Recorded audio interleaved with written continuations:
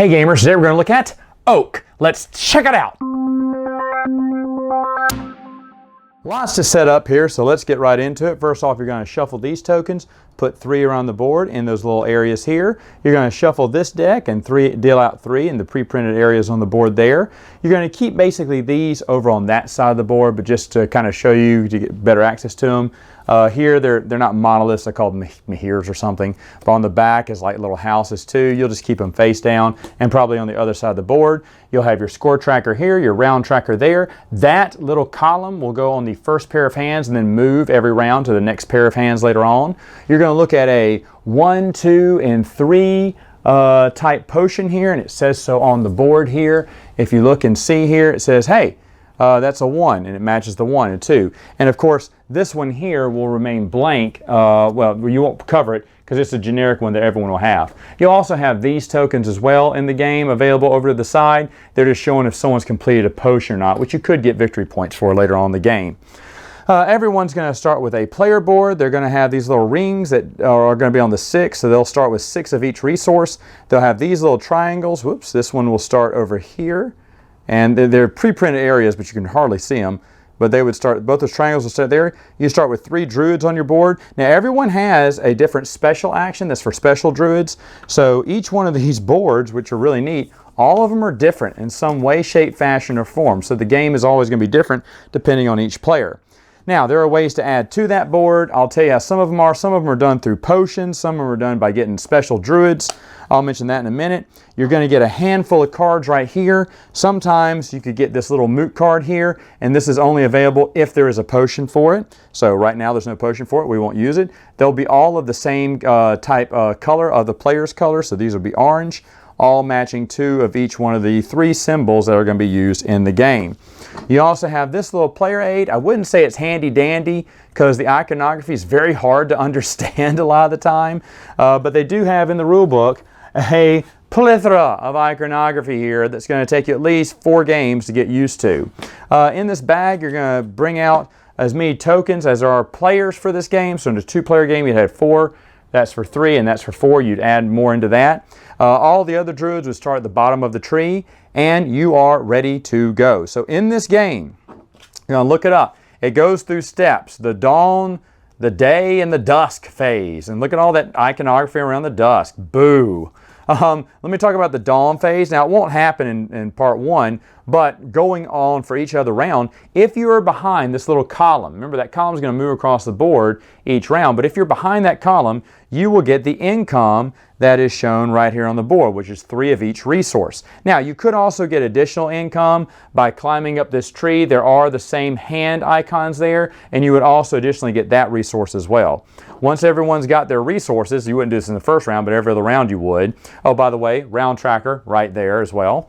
Then you're going to start playing cards, placing druids, or moving druids up the tree like I said. That's when you're looking at these cards and you're sending your little druids here to either the feather, the stone, or the little herb place, and then doing a particular action depending on which type stone you take them to. The 1st, the 2 stone, or the 3 stone. And as you see, they're just located on each one of the spots there. And then you're going to be doing different actions based on which card you put down. And you're going to be paying the resources it's basically the same resource at the top here, to get certain actions. Now, it's going to take a long time, and you're going to have to be going through this for at least for the next 3 games to get all the iconography, but there's a lot of different things you can do, like moving these little triangles over to the next spot, which allows you more spaces to put things at the bottom and the top of your deck. What am I talking about? Well, first off, one of the things you can get going over and playing one of these cards would be landing on one of these rocks and purchasing one of these character cards. And these little character cards can do special things. Again, more wonderful iconography you have to look at to figure out what each one of them do. But you would tuck that one, well, not tuck it, but just leave it right underneath your player board so it would match up like that. Now, when you bought one of these little cards, you deal another one, and you would get the victory points associated with that one. You can't have more than what that marker's at, so you may have to move this marker by paying the resources on your board, and of course, doing the action, playing that action card too. But you can put more and more of these down. They give you permanent abilities in the game. On the top here, well, that's for these over here, there are certain places in the game, and here's one here. There's the iconography for that, for building extra huts to house more druids, because at the end of the turn, you may be bringing more druids, and there are cards that do this too, that bring druids over to your player board. But if you don't have a place for them to stay, at the end of the round, they're going to go back to the tree, and you can't use them again. So what you want to do is flip this over and purchase one of these houses. Again, by playing one of these cards and paying the resources, you get to decide whether you're going to get 4 victory points, and it fits any regular druid, or flip it around. Only get 2 victory points, but now it can fit a regular druid or a special druid, and I'll talk about the special druids later. Now, whichever one you pick, it stays that way. You can't change it. You plant it down like that, grab the victory points, and move on. Again, you can't have more huts than past this little triangle area. So you got to keep moving this triangle down the board so you can grab more huts to hold more druids to take more actions in the game.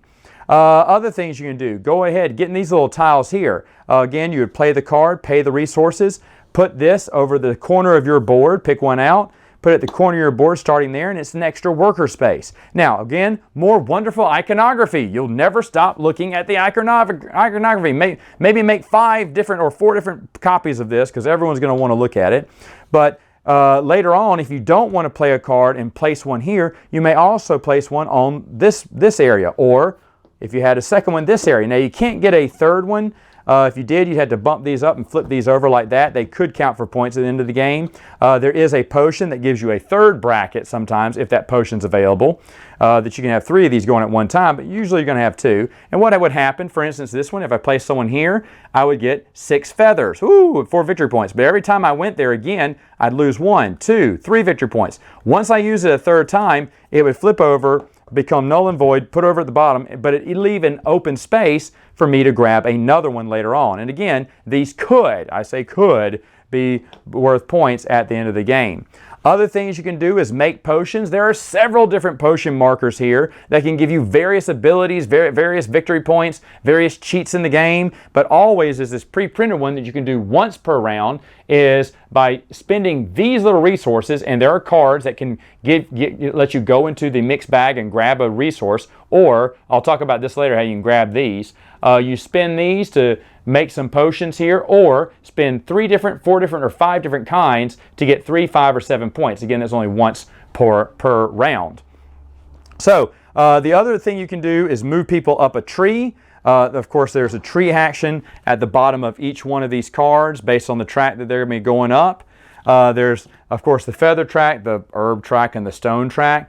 Once they go up there, they're going to get the victory points associated in that area, plus they're going to get some extra income depending where they're at. Now, you can only have 1 druid going each up the branches here, and toward the end of these branches is a little key. Now, these keys can signify different in-game conditions. And once someone gets, let's say someone got to this one, he stands up, and if he got there, you got to the end of that round for any other player to get there. Now, if they don't get there in time, then he lays down, and that means it's locked, which means the yellow cannot go any further. So when someone reaches the end, that's the last round for everyone to get there, or they won't be able to score some of those in-game points there. I say in-game, but just big game points you can get, depending on how many of the cards you have, or how many of these you have, or how many finished potions you have. The iconography on the board, you will get used to it after a while, but that's going up the tree there. Also in the top right corner is a space only for special druids, and I'll talk about special druids in a minute, where you can get these menhirs or monoliths. And what you would do if you get one of these, there were 6 victory points. Of course, no one can live there, but you'd plant it on top of your board like that to get the points. Again, you can't play on anything past your triangle. So if I had these 2 full, or let's say I just had this one here, and I already had a house here, I could not plant one here until I move that triangle down, and then I could get one of these. And of course, it's only available once per round if you get those, and that'd be big points if you could get them.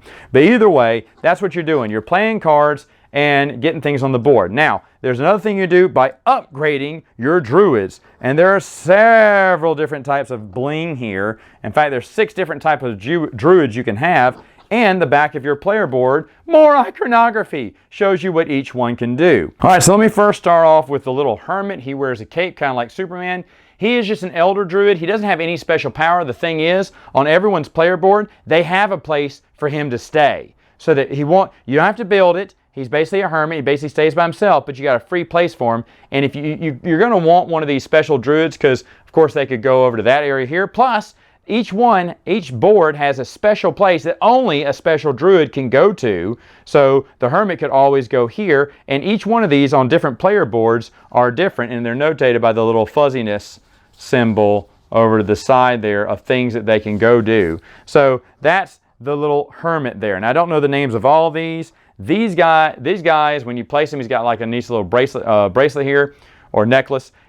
When he gets placed on a place, you will pay 2 less resources. So for example, if I were to go onto the 3 rock to purchase one of these cards for the little bush area, instead of paying 4, I would only pay 2 because I played this guy and he's a -2 in those resources. You could use the Bard, and the Bard is how you'll get one of your player extensions. The other one's sort of a formula, but you would just add this over to the back of your board here, which would automatically allow you to get an additional space for another card and another house without having to do anything, just getting the Bard. And plus then he's a special guy who can go on there and probably go over here on this special item too. You got this guy who's the potion maker carrying the man purse here. Basically he gets a -1 in potions. So for example, he could do either or and just use one of these potions to achieve this with wonderful iconography on it that you have to figure out for yourself. Then you have this little guy who is not only super cool because he's got birds resting on his shoulder here, but he avoids you paying a druid from your player board back to the tree when you play on a character with someone else. And these do not stay on, but if he was over here and there's a character over here, instead of just moving one of these guys to the tree, which is what you normally do, he didn't have to do that. All your druids can stay on your player board. Finally is the Elder, and he's wearing this great little antlers here, and you can only get him if you have the potion for him. He's the only one, and he can do any of the player powers that I just spoke about. Anyway, gameplay will keep going until someone decides to pass. And as they decide to pass, they're going to take one of the guys from their oak tree and move them over here to grab one of these resources. And if it came to do their turn again, they could grab another guy and grab another resource. But let's say this time yellow said, I'm retiring too, and I'm moving over here too. And then orange would take their turn, move over there, and then the round would end. Now when the round ends, you're going to go through cleanup phase. You're going to pass over the first player token. You're going to move the little golden column over to the next area with hands here. You're going to move this little spot, the round tracker there. And of course you're going to reseed. You're going to take all these guys who were over here gathering stuff back over to the big oak. They don't go on your player board. But anyone who was on the rocks or in the special area, they do go back to your player board as long as you have room for them. If you don't have room for them, they'll go back to the oak tree. And of course then you're going to try to get your income again, and play resumes. Now after 5 rounds, then you're going to add up all of your victory points that you got, but everyone can make one more basic potion again. So if they have extra, since getting these leads can maybe net you some 3, 5, or 7 points, they can do that one more time. And of course, whoever has the most points is the winner. Final thoughts. What do I think about the game? Well, these were from the creators of Paris. The publisher who did this, Game Master, did Paris. I love Paris. And when I saw this on sale, I was like, yeah, this looks like right up my alley. I like worker placement. I like something special. And here's the thing. Someone thought of a really good game. And unfortunately, they thought of way too much iconography. Way too much iconography. I mean, still, right now, we've played it a couple times. We still are getting some of this wrong. I'm almost positive. Every time we've played it, we feel like we've read the rules wrong or read the iconography wrong, because there's so much iconography. You were just passing around that manual to each player because no one knows what's going on. The first game took forever to play. The second game took maybe longer. I don't know. I don't know. It's just, when does it start clicking? I'm sure when it starts clicking, you have a fantastic game here. Like I said, they just went overboard in the iconography. They would not have, I mean, because even the creatures, just everything, the potions, you have to keep looking them up. You have to keep looking up the little rune cards, the rune player areas too. Everything. You have to just pause the game. And you're not going to see it all in one game. So every game, it seems like we're going back to the rule book and trying to determine what the iconography means. Not for someone with AP. Not for someone with AP, which I'm afraid to show this to my board game group. My nephews can play with that without analysis paralysis. So I played it with them, And like I said, we saw that there's a good game in here. There's a good game in here, but the iconography, dadgummit, slows this game down. And we usually can play games pretty fast, but because of the iconography, the gameplay's not hard to figure out. The iconography is. And that's my one biggest complaint about this. But again, 6 different people, we still have trouble figuring out which is which, you know? I like the idea of dressing up your meeple. I like the idea of upgrading them, getting special abilities. That's nothing new, but it is exciting. The iconography. That's the only problem I have with the game, I think. Other than that, I think it's good. I mean, you're going to have to play this a couple of times to get used to how it plays, and after a while, I think you really will enjoy it. The game's not that hard to figure out how to play necessarily, but geez, look at all this. Look at all this, and that's not one of, you got to look at all the different cards that are coming out, the different rune artifact tiles that are coming out, all the different potion markers, when does the game start latching on? I don't know, but I'm interested to find out, so it's staying in my collection for now. All right, gamers, that's it for now. See you next time. Until then, game on!